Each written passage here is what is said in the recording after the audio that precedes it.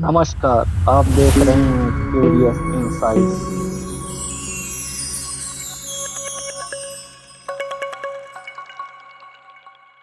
नमस्कार दोस्तों, आज हम बात करेंगे रूस और यूक्रेन के संघर्ष की, जिसने पूरी दुनिया को संकट में डाल दिया है।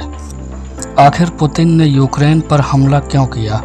इस जंग की असली वजह क्या रही और यह संघर्ष इतना जटिल क्यों है? चलिए जानते हैं इस पूरे विवाद की कहानी इस वीडियो में। यूक्रेन की कहानी बहुत पुरानी है।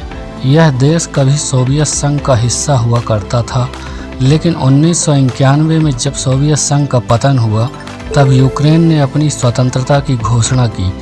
लेकिन यह स्वतंत्रता केवल कागजों पर नहीं थी, बल्कि यह उस संघर्ष का नतीजा था जो सोवियत संघ के पतन के बाद के वर्षों में बढ़ता गया। व्लादिमीर पुतिन, जो वर्तमान में रूस के राष्ट्रपति हैं, ने सोवियत संघ के टूटने को 20वीं सदी की सबसे बड़ी भू राजनीतिक त्रासदी माना। उनके अनुसार सोवियत संघ का पतन केवल एक राजनीतिक विफलता नहीं था, बल्कि यह रूस के प्रभाव और शक्ति का क्षय भी था।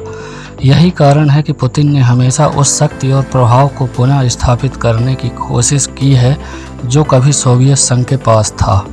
यूक्रेन सिर्फ एक और पूर्व सोवियत राज्य नहीं है, यह देश रणनीतिक रूप से बहुत महत्वपूर्ण है। यह पश्चिमी यूरोप और रूस के बीच एक पुल के रूप में स्थित है और इसका भौगोलिक और सांस्कृतिक महत्व बहुत बड़ा है। यूक्रेन में एक बड़ी रूसी भाषी आबादी है, खासकर पूर्वी क्षेत्रों में, लेकिन साथ ही यह देश अपने पश्चिमी पड़ोसियों के साथ घनिष्ठ संबंध रखने का इच्छुक है। यूरो मैदान क्रांति के बाद यूक्रेन ने पश्चिमी यूरोप के साथ अपने संबंधों को और मजबूत करने का प्रयास किया, जिससे रूस को असहजता महसूस हुई।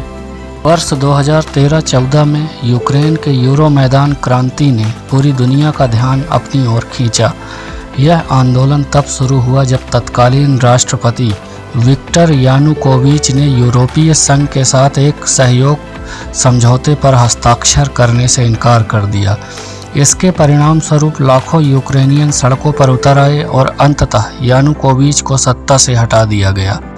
लेकिन यह बदलाव रूस के लिए एक बड़ी चुनौती था। पुतिन ने इसे रूस के प्रभाव को कम करने की पश्चिमी साजिश के रूप में देखा।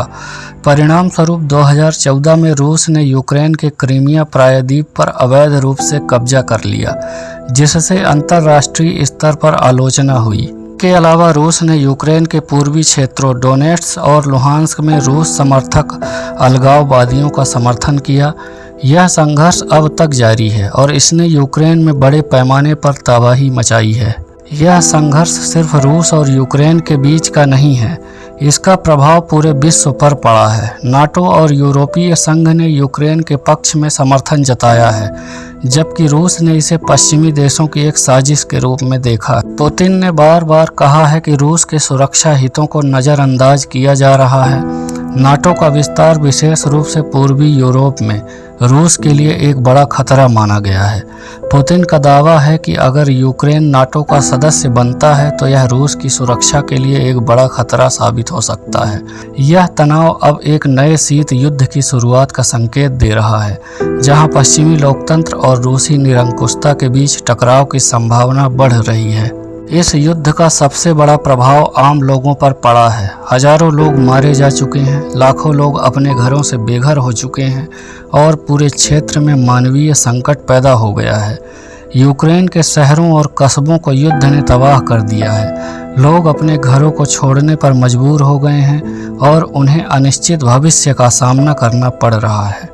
इस संघर्ष ने पूरी दुनिया को यह सोचने पर मजबूर कर दिया है कि युद्ध की कीमत कितनी भारी होती है और शांति की क्या अहमियत होती है। इस समय रूस और यूक्रेन के बीच का संघर्ष किसी ठोस समाधान की ओर बढ़ता नहीं दिख रहा। बातचीत की कई कोशिशें नाकाम हो चुकी हैं और हालात और भी जटिल होते जा रहे हैं।